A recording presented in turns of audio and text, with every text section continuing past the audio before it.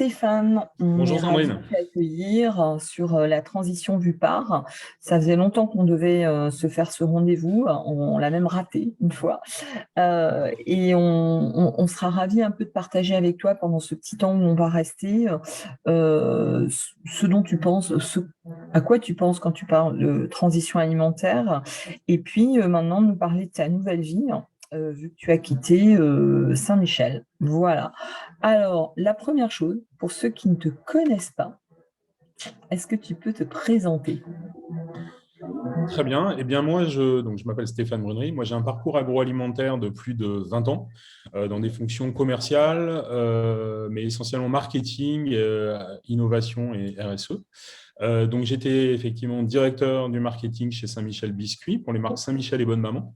Et depuis cette année, je me suis lancé dans un projet d'entrepreneuriat afin d'accompagner en fait les acteurs de l'écosystème du food, mais finalement pas que. J'ai aussi des clients en dehors du food, à mieux comprendre le monde qui se transforme et qui change, et surtout concrètement à s'y adapter afin d'être acteur de cette transformation alimentaire. Donc, je propose à la fois une offre d'observatoire de veille, des revenus annuels de tendance, mais j'interviens aussi sur des problématiques concrètes de repositionnement de marque, de lancement de marque, d'intégration de RSE au cœur du marketing, voilà, ou aussi de production de contenu éditorial. Et puis, j'ai toujours Strip Food, qui est un projet que j'ai créé il y a 3 ans en parallèle.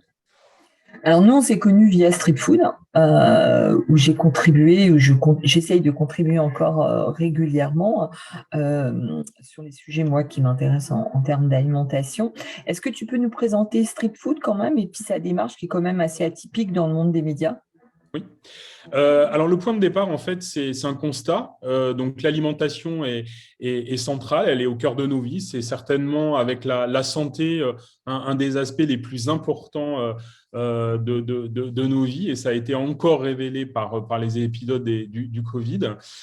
Et pourtant, le traitement médiatique qu'on en fait manque parfois cruellement de recul. Il y a beaucoup de raccourcis, le sujet est complexe, il est beaucoup traité avec émotion et du coup, alors qu'il est véritablement l'enjeu principal de la transformation de nos sociétés, avec un impact à la fois sur notre santé, notre économie, le territoire et bien entendu l'environnement. Donc du coup, l'idée de Strip Food au départ, c'est vraiment de prendre le temps et ça c'est vraiment important, de décrypter l'alimentation avec un grand A pour contribuer à lui redonner un rôle central dans la transformation de notre société. Et quand je dis avec un grand A, ça fait partie effectivement d'une des caractéristiques du projet, c'est l'alimentation qui part de l'agriculture, en passant par l'agro, la nutrition, la restauration et bien entendu la dimension culturelle. Donc, on est vraiment sur un regard assez grand angle sur ce sujet. Donc, c'est avant tout un projet qui est né d'un blog au départ, que j'ai structuré en médias avec une ligne éditoriale. Et du coup, parmi je dirais, les grandes particularités de ce projet, donc il y a ce regard grand angle. Voilà. Il y a aussi le fait que ce soit un média de slow information, et ça, j'y tiens. C'est vrai que moi, je relais très peu, je ne me positionne pas vraiment sur l'actualité. Mais en revanche, je vais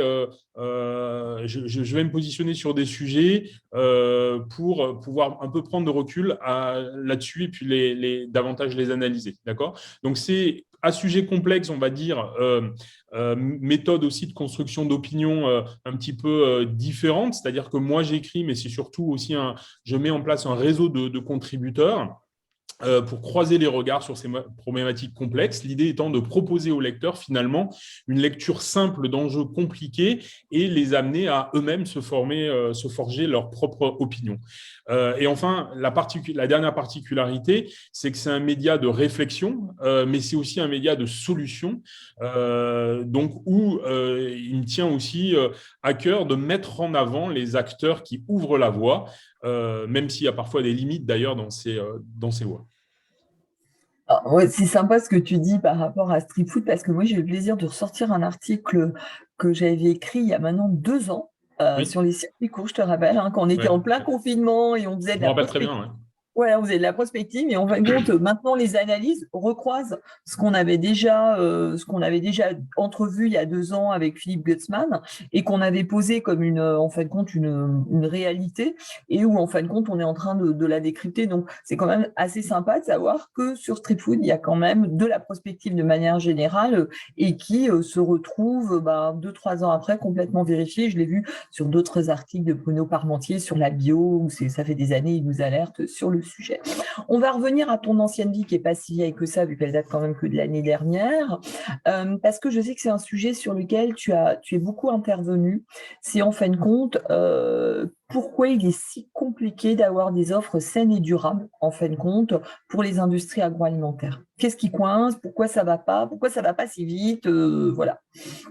Oui, alors effectivement, souvent le temps sociétal et le temps agricole et industriel, qui était plus ma partie, sont différents. Donc, c'est vrai que les prises de conscience se font de façon extrêmement rapide. Les exigences sont extrêmement formulées de façon extrêmement virulente. Et pourtant, la notion de transformation, qui est une notion inhérente à tout système, parfois prend du temps. Alors, les difficultés, il y en a plusieurs. Pour moi, la première, c'est véritablement la difficulté à s'accorder à la définition d'une offre, ce que tu appelles saine et durable. Alors souvent, on entend parler de bien manger en opposition au mal manger, avec une approche quasi, je dirais, morale du sujet. Moi, je préfère clairement la notion de mieux manger. D'abord parce que on part pas tous du même endroit en termes d'abord de connaissances et puis de pratiques, et on n'en a pas tous la même vision. Voilà. Donc oui, on peut dire que le socle du mieux manger, il y a véritablement un socle. Hein. On sait qu'aujourd'hui, il faut davantage travailler sur une alimentation équilibrée et variée, hein, équilibrée entre mieux protéines végétales, animales, entre produits bruts et produits transformés. Il faut également manger dans des quantités avec des portions qui sont contrôlées, hein, parce qu'on mange clairement trop. Donc ça, c'est un socle commun nutritionnel qui s'applique à tout. Et puis aussi, on a des exigences qui sont spécifiques, là, qui vont pouvoir différer en fonction du consommateur, et elles peuvent nous amener sur du bio, elles peuvent nous amener de l'équitable, du durable, du local, voire des régimes spécifiques. Et ça va compléter ce socle. Donc, pour moi, la première difficulté déjà, souvent, c'est qu'on ne parle pas de la même chose. Et pour embarquer un maximum de mangeurs, moi, je parlerai de mieux manger. Alors, il y a d'autres difficultés. La deuxième auquel je pense, c'est véritablement la difficulté de répondre à des exigences qui sont parfois paradoxales. D'accord ? Donc, quand on interroge le consommateur, hein, quand on nous interroge, effectivement, on a tendance à tout vouloir parce que d'abord, on a en ligne de mire, je dirais, une forte médiatisation de consos les plus engagés qui voilà, nous drive sur un certain nombre de sujets, d'accord ? Donc, avec une exposition quasi plus médiatique parfois que scientifique. Mais on a assez rarement finalement conscience de ce que ça implique finalement des contreparties. Et c'est vrai que en tant que consommateur et même citoyen, on tolère rarement de revenir sur nos privilèges. Effectivement, quand on veut une meilleure qualité, des produits plus simples, plus naturels, moins transformés, etc., avec moins d'additifs, parfois c'est compliqué de revenir aussi sur la dimension praticité qui a été une notion clé, on va dire, des dizaines d'années qu'on a quitté, et également le goût qui est le juge de paix, hein, qui est le driver numéro 1 de l'alimentaire. Voilà. Donc c'est par exemple le cas du jambon sans nitrite. Les nitrites sont effectivement l'additif à substituer, derrière avec des implications notamment sur la durée de conservation, donc la praticité. On voit aussi que ça a des implications sur l'aspect du produit qui est moins engageant, hein. Alors pas toutes les offres sans nitrite, mais je ne vais pas rentrer là-dedans. Et puis aussi un prix qui est supérieur. Donc avec un produit qui est parfois moins beau, plus cher et qui se conserve moins bien, on a parfois aussi du mal à convaincre massivement les consommateurs avec de revenir finalement sur des habitudes. Voilà. Donc, je dirais que derrière ça, il y a aussi le prix qu'on capte souvent bien mal dans ses intentions d'achat, dans ses projections de notre consommateur citoyen, parce qu'elle est au cœur de toutes les tensions de la consommation aujourd'hui. Le pouvoir d'achat sera un des grands thèmes des présidentielles. Donc, on a ce décalage entre ce vouloir d'achat de nous en tant que citoyens et ce pouvoir d'achat qui est en fait finalement confronté à cette contrainte du prix. Et du coup, on a des paradoxes entre ce qu'on déclare et ce qu'on veut effectivement faire. Et aujourd'hui, en partie, le recul du bio qu'on observe, même s'il y a différentes causes, il y a effectivement des nouvelles concurrences, mais il y a aussi effectivement un frein d'une offre qui est parfois 2 fois plus chère. Voilà. Donc, tout ça pour dire que toutes ces offres-là qui sont plus chères à produire, on doit en avoir conscience. C'est pour ça que la transition alimentaire ne se fera pas qu'avec un type d'offre, mais sera aussi une combinaison de solutions et qui d'ailleurs ne passe pas par forcément acheter plus cher, mais c'est aussi accorder plus de temps. Donc, on ne va pas re-rentrer dans ces débats-là, mais c'est vrai que du coup, ces injonctions paradoxales expliquent aussi que ça ralentit. Et enfin, je dirais peut-être la dernière limite, c'est que ces offres, elles ont un coût. Elles ont un coût, elles impactent effectivement la production en amont, elles impactent le sourcing, la transformation. Prenons l'exemple du bio qui coûte 2 fois plus cher à produire, avec des niveaux de marge qui sont inférieurs dans les offres. Donc, on a effectivement la difficulté parfois à faire cohabiter ces offres-là à côté des offres standards. Donc, c'est là où il faut aussi, je dirais, avoir une vision long terme de ces sujets. On ne peut pas que les évaluer sur la base des critères habituels. Et le vrai coût de notre alimentation et de la transition alimentaire est un coût qui se monitore sur le long terme. Donc voilà, ça c'est une dernière difficulté, c'est le fait que parfois elles sont moins rentables. Du coup, moi, ça me pose une question sur la réalité en fin de compte, et tu le disais tout à l'heure, de médias qui te parlent de choses et d'autres, mais qui concernent peut-être pas le consommateur lambda, qui lui lit ça, qui se sent un peu coupable, il dit, ah mais moi je rentre pas dans ces démarches-là. Est-ce que réellement le consommateur tel qu'on l'entend, c'est-à-dire pas celui qui s'exprime dans les médias, il est vraiment, si ce n'est demandeur, en capacité à aller vers des offres saines et durables actuellement? Ou est-ce que c'est une espèce d'illusion d'optique qu'on a au travers du prisme des médias? Alors, le prisme médiatique, il est très fort. Il est le prisme de tous les gens qui commentent, qui appartiennent aussi à un certain milieu, et ça, c'est un prisme déformant. C'est aussi le prisme des sondages qui commence par les Français pensent que. On sait que les Français aujourd'hui et tous les citoyens sont en un ensemble archipélisé sur lequel on a différentes lectures des besoins, des attentes, etc. Donc là, je dirais raisonner sur une masse, c'est toujours extrêmement dangereux. Donc oui, je dirais que la prise de conscience de mieux manger, elle s'impose à nous par prise de conscience personnelle, par choix, par, on va dire, pression médiatique, etc. Voilà, elle atteint aujourd'hui beaucoup de personnes, mais n'oublions pas déjà un chiffre, c'est qu'en 2020, 7 millions de personnes bénéficient de l'aide alimentaire, c'est à peu près 10% de la population. Et du coup, aujourd'hui, clairement, ces gens-là, ils se fichent effectivement de l'origine du produit, de certains labels ou Score Nutri-Score. On est effectivement dans une autre dimension. Je n'ai pas dit que ce n'était pas important et je n'ai pas dit qu'effectivement, dans l'aide alimentaire, et bien entendu, l'aspect nutritionnel et équilibre et capital, mais on n'est pas tout à fait sur les mêmes niveaux de priorité. Donc après, je dirais que le mieux manger, il s'exprime effectivement avec des convictions différentes, encore une fois. Donc, à moins d'avoir une vision totalitaire et de considérer qu'il y a une seule voie, il faut respecter cette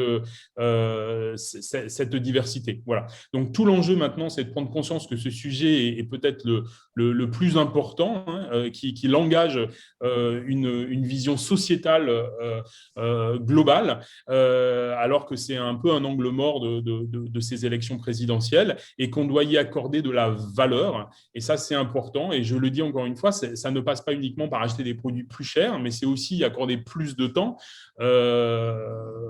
voilà, même si le temps aussi, c'est de l'argent, et aujourd'hui, on est face à des contradictions qu'on doit gérer. Donc, c'est un équilibre finalement qu'on doit trouver. C'est pour ça que je pense que cette notion de mieux manger est de nature davantage à entraîner un maximum de personnes.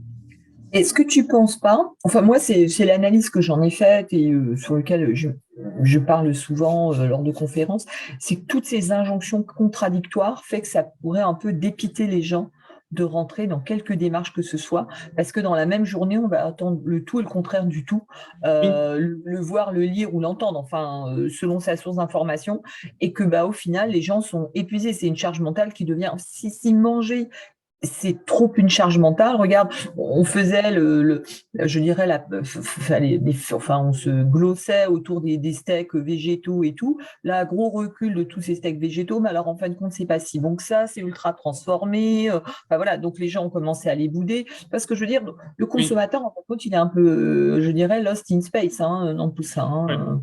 Je pense qu'il y a un danger à parler de l'alimentation de façon trop technique, de façon trop scientifique, de façon trop morale, et puis surtout, au final, de ne plus lier l'émotion et la raison. C'est-à-dire que l'alimentation, c'est quelque chose qui est autant émotionnel, avec des drivers de plaisir très, très forts autour de la commensalité, du partage. Et je veux dire, si on a une lecture uniquement scientifique, une lecture et du coup derrière qui devient une contraignante, je pense on va laisser beaucoup de personnes de côté. Et tout l'enjeu de cette transformation, de cette transition alimentaire, c'est le mieux manger pour le plus grand nombre. C'est pas le mieux manger soi-disant parfait pour une minorité, une élite qui a une certaine conception de l'alimentation. Donc c'est là où on doit réfléchir à comment on entraîne un maximum de personnes. Et il y a des pistes, hein, clairement, aujourd'hui, pour ça. Alors, on en parlera tout à l'heure pour Oui, conclure. En fin de compte, moi, j'aime bien toujours ouvrir sur des pistes. Mais il y a un petit truc, moi, donc, que j'ai noté et puis dont tu nous as parlé, c'est que tu t'es lancé dans l'entrepreneuriat. Alors, tu as oui. quitté le groupe Saint-Michel, tu t'es lancé dans l'entrepreneuriat. Tu peux nous dire en quelques mots ce que tu fais, en fin de compte, au quotidien, maintenant pour tes nouveaux Ouais. clients. Alors, c'est un projet qui datait depuis des années. C'est vraiment une envie de transmettre, je pense, par-dessus tout, hein, à la fois un savoir-faire, des convictions, une expérience que j'ai acquis. Alors, effectivement, sur différents marchés, mais j'étais depuis 14 ans assez focus sur le marché de la biscuiterie et de la pâtisserie.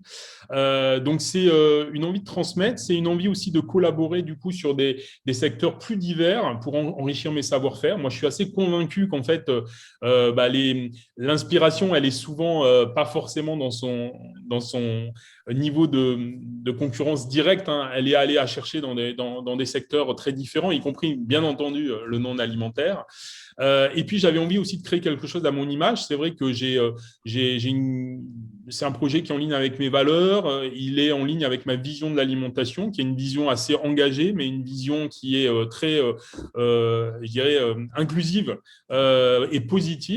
Et voilà, donc j'ai envie de faire ça. Et du coup, j'ai toujours vu, je pense, dans mon entourage, dans ma famille, des gens entreprendre, des gens changer, des gens voilà, oser parfois changer de situation. Mes parents étaient dans l'agriculture, je les ai vus sur des années changer de type de culture pour s'adapter effectivement au marché. Et donc, c'est quelque chose, voilà, j'avais envie et j'en avais l'énergie. Donc, voilà, c'est quelque chose qui me passionne. Donc, concrètement, aujourd'hui, moi, j'accompagne en fait des acteurs de l'alimentaire, comme je disais, mais aussi des gens qui sont dans le non-alimentaire. C'est parfois un peu curieux, mais il y a des gens qui sont intéressés par l'expertise alimentaire, à déjà mieux comprendre, mieux décrypter ce monde en transformation. Donc, j'ai un baromètre de veille sur ce food un petit peu grand angle que je propose tous les 3 mois, avec aussi une synthèse annuelle sur les grandes tendances, les grands faits,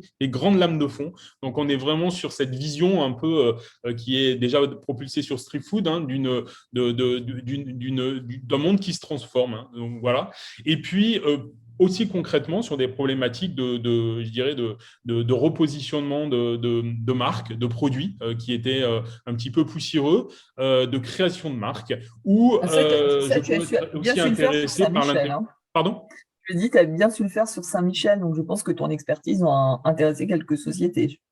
Oui, ben, disons que beaucoup de personnes aujourd'hui ont cette problématique je dirais, euh, de revitaliser finalement une marque, un produit, un business qui a des racines, qui a des valeurs, qui a une histoire, mais en même temps qui ne doit pas se renier, mais en même temps qui doit aussi embrasser la modernité, embrasser les défis, on va dire, un peu civilisationnels qu'on a. Donc très concrètement, comment je monte une stratégie RSE assez pragmatique pour ma marque, non pas en cochant toutes les cases et derrière en me retrouvant avec quelque chose d'absolument ingérable ou absolument non différenciant, mais en ayant vraiment une stratégie qui est équilibrée en tout cas. Voilà. Donc ça, c'est quelque chose aussi que j'ai beaucoup fait, hein, cette redéfinition de la dimension de qualité finalement. Hein. Qu'est-ce qu'on attend vraiment en termes de qualité sur son marché, dans ce circuit de distribution et pour ce type de consommateur.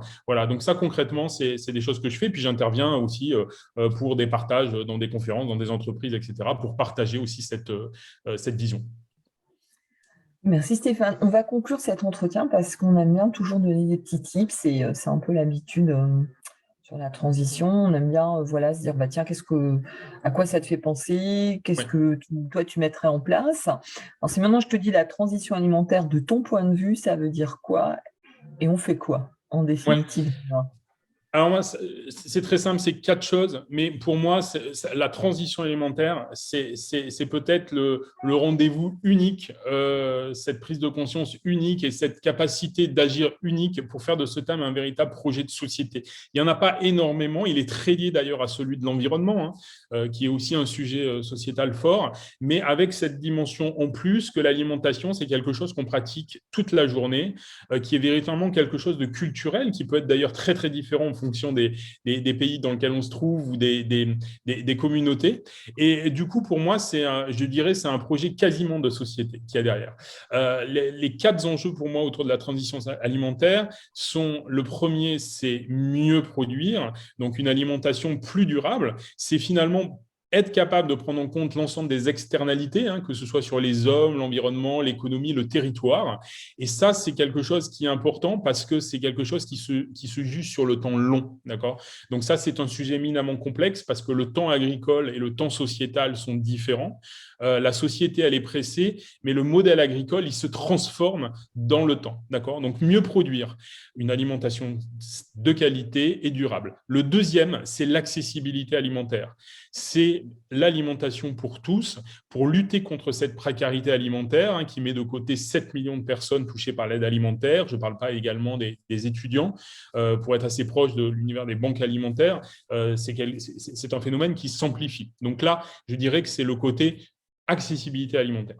Le troisième, c'est un enjeu de rendre accessible une information, d'accord ? Donc, c'est finalement mieux informer le consommateur. Ça part de la connaissance, mais aussi sur la transparence, d'accord ? Donc, ça agit de 2 côtés. Pour moi, la connaissance, c'est remettre en place une éducation alimentaire dès le plus jeune âge, dans un souci aussi je dirais, d'équité, hein, pour toucher l'ensemble l'ensemble de la population. Et ça, je sais que c'est un manifeste qui a été proposé par Open Agri-Food qui sera remis au ministre Julien Denormandie lors du Salon de l'agriculture la semaine prochaine et qui est indispensable vraiment de signer. Et puis, c'est aussi le sujet de la transparence, hein, la transparence dont doivent faire preuve les acteurs, mais aussi les médias dans leur façon aussi d'expliquer les choses, en dehors parfois de trop d'émotions, avec aussi de la pédagogie. Donc, mieux produire, une alimentation accessible pour tous, mieux informer le consommateur. Et la dernière, parce qu'on est dans des environnements extrêmement compétitifs, on n'est pas les seuls, c'est la souveraineté alimentaire. et derrière ça, la compétitivité aussi de notre modèle agricole et industriel. Donc ça, c'est quelque chose qui est capital parce qu'il ne s'agit pas en France d'être les plus exigeants en termes de normes, d'exigences sur nos filières. Si demain, on va aussi aller acheter des produits qui sont importés et qui ne respectent pas ces mêmes exigences, ça serait tragique, on va dire, pour notre modèle. Donc, on doit toujours, je dirais, travailler sur cette souveraineté alimentaire, cette compétitivité de notre modèle pour qu'on soit dans la course par rapport à des concurrents au niveau mondial qui sont extrêmement agressifs, quoi. Et du coup, j'ai une petite dernière question. Cette souveraineté alimentaire, elle est souvent opposée à l'augmentation de l'alimentation, parce qu'on sait très bien que d'acheter certains produits dans certains pays, dans certains plats, dans certaines choses, ça permet encore de vendre à des prix, je dirais, qui sont acceptables pour le consommateur.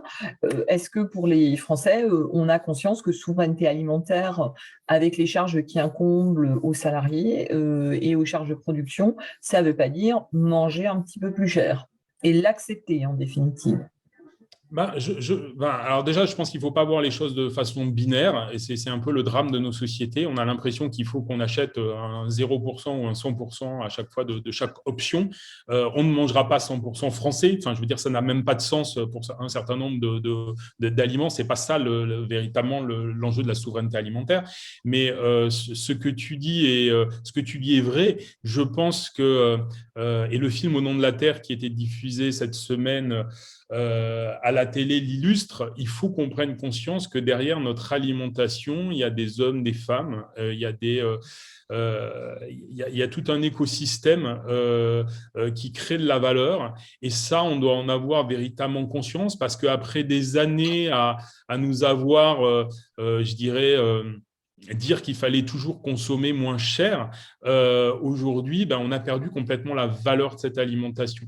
Je pense que l'alimentation, bien entendu, il y a un enjeu d'accessibilité. Donc, moi, je ne suis pas partisan d'une alimentation premium, d'une premiumisation de l'alimentation pour tous. C'est absolument quelque chose que je trouve qui n'a pas de sens. C'est pour ça qu'il faut réfléchir à la redéfinition de cette notion de qualité en fonction des marchés, en fonction des réseaux de distribution et des attentes de consommateurs. Et c'est beaucoup plus compliqué parfois qu'un label ou que simplement une voix.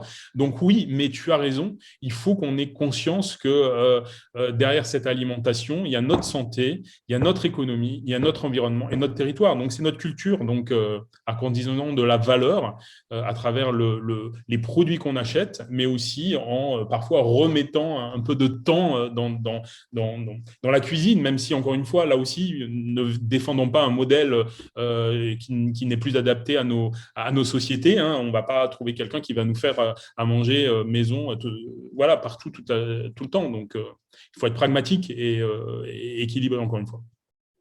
Super, merci Stéphane pour toutes Sandrine. toutes ces pensées, enfin toutes ces propositions en tout cas. On se retrouve bientôt de toute façon sûrement sur Planet Food, sur Street Food, sur la transition. Et puis je te souhaite une bonne journée, puis à tout bientôt. Au revoir. Merci Sandrine, à bientôt.